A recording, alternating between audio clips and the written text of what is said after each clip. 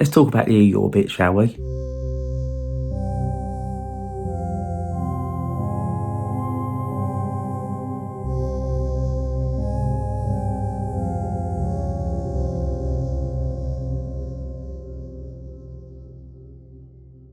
A few months ago now, I rendered onto you guys the definitive list of the greatest Gerry Anderson vehicles. But something struck me as I was going through all the comments and I was getting all the feedback from you guys. And it was this question. It was like, why? Why does the Eagle from Space 1999 get so much love and devotion from you? And it's a question I set out to answer. So let's have a look at the Eagle. Let's have a little bit of context to it. If you're not familiar with this vehicle, let's have a look. The Eagle is a fictional spacecraft from the 1975 television series Space 1999. And in the context of this television show, the Eagle is a transporter craft that ferries people from Moonbase Alpha to their destinations, whether it be in the pilot episode to Earth and back, and later on to varying different planets and other space phenomenon or crafts that they encounter. So Moonbase Alpha has got a fleet of these vehicles, numbering from 1 to, I think 29 is the highest number one. And they do suffer a high rate of attrition throughout the series. In later media, we sort of discover that beneath Moonbase Alpha, there's a factory that produces these vehicles. Now, when you look at these from the front, they resemble sort of a grasshopper shape. They've got three primary components to them. You've got a cockpit module, an interchangeable module through the centre of it, and then you've got a service module to the rear housing the engines. And they can achieve a top speed of 15% of the speed of light. But it's that central module of it that's interchangeable, and that's what gives us all of the variants that we see throughout the show. And those variants are very useful to the inhabitants of Moonbase Alpha because of the premise of the show. So if you haven't seen it, Space 1999 tells the story of the crew of Moonbase Alpha, or the Alphans as they're called, after a nuclear accident on the far side of the moon. So this nuclear accident takes place in the year 1999, and an explosion occurs which blows the moon out of Earth's orbit and straight off across the universe. And by doing this, by blasting the moon out of Earth's orbit and across space,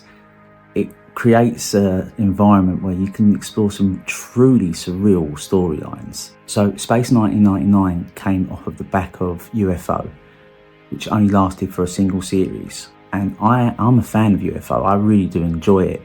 But what actually happened with UFO, it was worked out that people seem to sort of really enjoy the episodes based on the moon more than the episodes based on Earth. So during the course of production for what would have been the second series of UFO, it morphed into Space 1999. So I think the main variant of the Eagle that we see during Space 1999 is the crew version of it. It's a transport Eagle. You can carry 8 people comfortably, you can do 12 in an emergency, and if it's fully supplied, it's got an endurance of 5 weeks. The second main variant of the Eagle that we see most often, I would say, probably be the Rescue Eagle. And you'll recognise that easily because it's got these gigantic red and white stripes down it. We sort of think of the Rescue Eagle mainly as a bit of an ambulance. It's a space ambulance. So that module will carry everything what you think a futuristic space ambulance will carry. We've got the Scientific Eagle, the Science Eagle, that can land on a planet with a lab module and conduct varying different scientific experiments. It's also capable of refining ore and other sort of raw materials they may discover, so that you don't have to carry these in bulk back to Moonbase, even though there is an actual cargo variant of the Eagle as well. But we most often see this sort of being used as a sort of air to, or space to space rather, refueling module. There's a reconnaissance variant of it, again, which would carry all the kind of science fiction-y Space 1999 recon assets that Moonbase Alpha would have. And then there's some speciality modules. I think the most famous one would be the winch module we see during the pilot episode. In universe as well, the Eagle is actually a replacement for an earlier space vessel called the Falcon Shuttle, We don't actually see this on screen though. It's got kind of a cousin-ish spaceship as well called the Mark 9 Hawk, which is the military version of it. It's like a fighter craft, although it is vastly superior in terms of firepower and manoeuvrability and speed. In actual fact, I think it's about twice as fast as an Eagle. So in the real world, the Eagle was designed by Brian Johnson. Low-key, this guy has worked on some of the most fantastic science fiction of all time. I'm going to rattle off a few of the things that he's worked on, right? Because you just won't believe it, because most of it is uncredited actually. We've got Quatermass 2, Alien, Aliens, The Empire Strikes Back, The Never-Ending Story, Spies Like Us, A Clockwork Orange, even insane stuff like Space Truckers. But importantly for Space 1999 and this video, he also worked on 2001 A Space Odyssey. Uncredited again, by the way. So the story goes that he was working on the Moonbus sequence for 2001 A Space Odyssey, and he was looking at the model and he was kind of thinking to himself, hey, can we make this more practical? Can we make this more realistic? Can we make it better and a little bit more industrial looking perhaps? Well, that concept stayed with him. And when we come to designing the Eagle for Space 1999, he sort of thought back to that process and landed on this really, really practical looking design. In actual fact, I'm going to go out on a limb here. Elon Musk, if you watch this video, can you make one for us? Can you make us an Eagle? Please, pretty please, Elon Musk, SpaceX, make us an Eagle, please. What he did was he took his philosophy of making it look more practical, more realistic, more grounded in reality, and then chucking in another element. He had this idea, this sort of design philosophy, that if you make a spaceship, a fictional spaceship, look insectoid, insect-like, you're halfway there. You're halfway towards making something look like it belongs in outer space. And I think he's been proven correct. I think that philosophy's been borne out. Because, yes, we've got this grasshopper-looking command module shape from the front of the Eagle when you look at it. It's got this sort of grasshopper-esque feel to it. But if you look at his later work, and not just him, other designers as well, it does work. Think about the alien ship from Alien and later on Aliens. That's insect-like. Even later on, when we get into Star Trek Deep Space Nine, and we're introduced to the Jem'Hadar, the fearsome warriors of the Dominion, their ships are insect-like. The Jem'Hadar fighter looks like a bug, but mostly as well. Look at Lex. That is completely insect-like, isn't it? Everything in it is insectoid. I think that gives us a partial answer to the question, why is it so popular? But there's some other factors you've got to take into account about this as well. This level of fandom devoted to this vessel, and for something which even in the show was pretty disposable. Like I said, there's such a high rate of attrition for these. You should see some of the amazing collections of these people build up. They love the models of these. They devote so much time and love to recreating these and collecting these. And when you think about it in context as well, this is pretty niche. This little spaceship from a 2-season run of a television show back in 1975, almost 50 years ago, it still has a kind of mystique about it. People really do love it. The fandom to this vessel is devoted. It's something that I sort of felt I needed to sort of answer. I need to find the answer to this. And whether you like it or not, you're getting the answer to it. When you look at other science fiction franchises, people love the vehicles and vessels that populate these universes. Literal entire encyclopedias are written about every tiny little spaceship in Star Wars. But, you know, it's the Millennium Falcon. Come on, that's the greatest ship in Star Wars. Star Trek, it's the Enterprise. Doctor Who's got his TARDIS. Blake Seven's got his Liberator. What I'm driving at is this. The Eagle is not one of those. It's not a character in its own right like these are. It's not the setting for the show. It's a tool within that setting. So when I done my top 5 Jerry Anderson vehicles list, when I spoke about the Eagle, I said it sort of represented a kind of transition for Jerry Anderson away from his kind of impractical vessels and vehicles and things he was coming up with. It was not a giant like Thunderbird 2. It didn't have those Cadillac-esque lines of Stingray.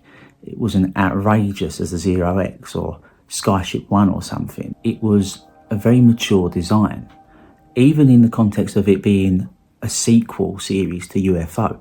UFO was definitely more grown up than Thunderbirds and everything that went before it, but the vehicle designs wasn't quite there yet. The moon base fighter interceptors look fantastic, but really quite impractical. Same with Skydiver. And if I'm honest with you, I think my favourite thing out of UFO is Sid. And this ties neatly in to what I'm driving at. So I posed the question today on X/Twitter. I said, hey guys, I need your help. What's your reasoning? What's the logic behind this? Why do you guys love the Eagle so much? And the response I got was brilliant. Everyone was just so warm and so positive and so bright about it. It's an absolutely fantastic fandom. The Jerry Anderson fan base are a great lot. There's zero toxicity there. Fantastic group of people. So helpful with this question. Fortunately for me as well, I genuinely believe that I'm in touch with 4 of the world's leading experts on Jerry Anderson vessels and vehicles. I posed the question to them initially and they shared it with their audience. And that's where I got that just fantastic feedback from. The fandom spoke. The fandom was concise and clear and consistent with it. They love the Eagle because they see it as such a practical and realistic design. Apparently this thing's been looked at by NASA scientists who have said, hey, yeah, that's practical. For a zero gravity environment, that design would work. And yeah, absolutely. The more you look at it, the more you gaze on it, yeah, it's super practical for space work. I mean, personally for me, my only argument against that is that it's got that exposed lattice work throughout it, which I don't think would stand up to any sort of atmospheric re-entry. And in terms of aerodynamics for flying out of a planetary atmosphere, that's just going to be all sorts of crazy. But I think it's something people look at and it's just so intuitive to them that there's just no question in their heads that this thing will work. The idea of the modularity of it as well, that's a really fantastic and clever design touch to it. I actually said this before and I'll stick to this. I genuinely don't think that you'd have the runabouts in Deep Space Nine, those beautiful Danube class runabouts, without the Eagle from Space 1999. In universe, the runabout is modular. You don't see it often. I think the most you really get to see is a sensor pod on top of it. Maybe a tactical pod every now and again. But it is a modular spacecraft, which I really think can trace its lineage back to the Eagle. And we know that the producers of Star Trek like Space 1999. Well, for one reason, the producer of the second series came off of Star Trek the original series. In actual fact, much to my chagrin, Mrs. Sci-Fi isn't much of a science fiction fan at all, really. I really try and coerce her, but, she's not. She's just really patient with me. But even in that, when I show her pictures of the Eagle, she can see how cool it is as well. Even she admits that. She's not even a science fiction fan, but she can see, like, wow, that's a really cool looking spaceship. Also, when you got fans of it coming at you over Twitter/X and they're saying, hey, this thing just looks right. Well, they're right when they say that. Because look at what we've got now. You've got the human landing system, which is NASA's way of saying the spaceships that are going to land people on the moon for the Artemis program. So there's a lot going on with that. There's a lot of internal politics going on with NASA about choosing the right vessel for the job. SpaceX won the contract initially. They've got Lunar Starship, which in my opinion is the most capable. I think it's the best option. But there's other companies, and there's a company called Dynetics, and they're making a lunar landing vehicle called Alpaca. If you look at it close enough and you squint your eyes a bit, there is a lot of the Eagle going on there. So also as well, I'll try and put myself in the shoes of a fan of Jerry Anderson's wider work that watched it when they was a child in the 60s. So if you're a kid of the 1960s and you're watching Thunderbirds or Stingray, you're growing up with it, you're loving it and you're enjoying it. But by the time 1975 rolls around, you're starting to hit your punk phase and everything like that's happening. You're a teenager, and then you see this Space 1999 with this disco theme tune and these funky groovy, a little bit too tight costumes that they're all wearing, and they're slightly out there, middle-aged actors in the show. You see the Eagle, and you've grown up on a diet of just really just futuristic and impractical looking spaceships. And it's not just Jerry Anderson, it's everybody. Look, like back to the C-57D from Forbidden Planet, for instance, Earth versus the Flying Saucers. Everything has been a riff on that. It's been impractical, futuristic, doesn't quite make sense, but you suspend your disbelief because you want to believe it because it's a spaceship, and spaceships are really cool.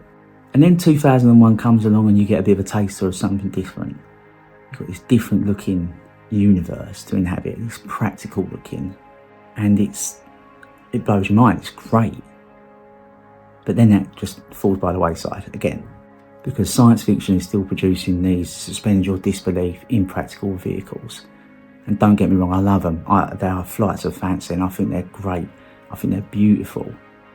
And then a few years later, after 2001, you see a few things that look practical. And I suppose the Valley Forge from Silent Running, that looks a bit practical. More on that one later. And then this comes out, this hits you, 1975, Space 1999. That, well, I'm not disparaging it, that fantastic disco-ish theme tune. And those absolutely awesome costumes and that brilliant Moon City design absolutely amazes you. And the Eagle slots into that. It's perfect, it's practical, it makes sense.